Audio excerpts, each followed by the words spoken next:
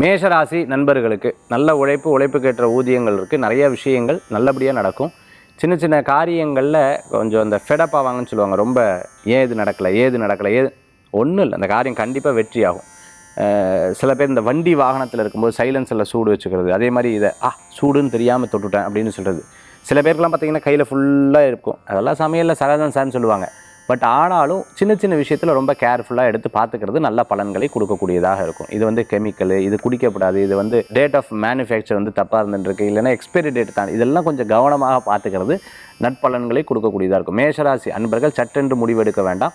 தெரியாத நபர்கள்ட்ட பேச வேண்டாம். ரொம்ப அன்பாக பேசுகிறவங்ககிட்ட கவனமாக இருக்கணும். எதுக்காக என்னத்துக்காக இப்படி பேசுகிறாங்கங்கிறத ஒரு பாயிண்ட் யோசித்து அதுக்கப்புறம் செயல்பட்டிங்கன்னா நல்ல பலன்கள் கூடி வரக்கூடியதாக இருக்கும். விடாத உழைப்பு மிகப்பெரிய வெற்றியை தரும். மனதில் இருக்கக்கூடிய தர்ம சங்கடங்கள் போகும். ஒரு முயற்சிக்கு 100 விதமான பலன்கள் இருக்குது. ஏன் எதற்குன்ற குவெஸ்டின் மார்க் போட்டிங்கன்னா உங்களுக்கு எல்லாத்துக்கும் ஒரு விடை கிடைக்கக்கூடிய நாளாக இன்றைய தினம் உண்டு.